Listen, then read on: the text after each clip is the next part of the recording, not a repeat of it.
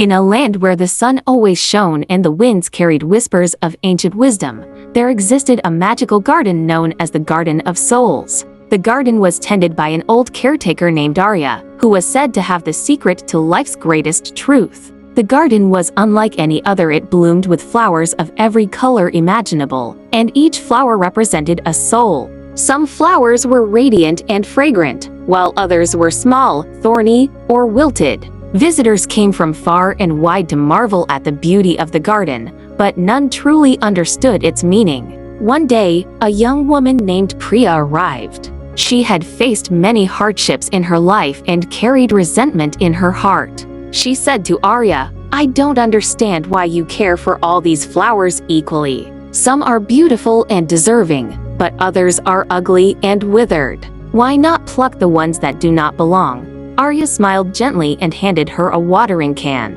"Come with me, and I'll show you something," she said. Priya followed Arya to a corner of the garden where a small, drooping flower struggled to survive. "This one," Arya said, "was nearly trampled by a storm. It may not look like much now, but with care, it will bloom again." She poured water onto the flower and whispered, "You are loved." They walked further to a towering, vibrant sunflower. Arya said, "This one stands tall because others shaded its roots when it was young. Its beauty is not its own, it is the result of the kindness it received." Finally, Arya led Priya to a patch of weeds. "And these," she said, "may seem unwelcome, but they protect the soil from erosion and provide shelter for smaller creatures. Every plant, no matter how it appears, has a purpose in the garden." Priya listened, her heart softening. "But how can you love even the weeds and the wilted flowers?" she asked. Arya knelt beside a bed of roses and said,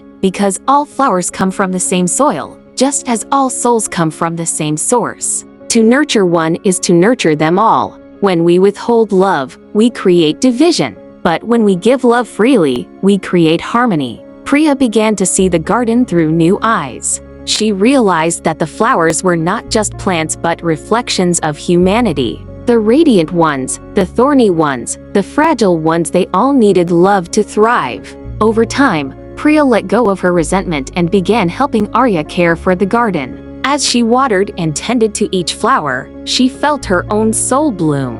She no longer saw others as separate from herself, but as part of the same vast, interconnected life. When Arya passed away years later, Priya became the new caretaker of the Garden of Souls. She shared its wisdom with everyone who visited. Love is the sunlight and water that allows all souls to grow.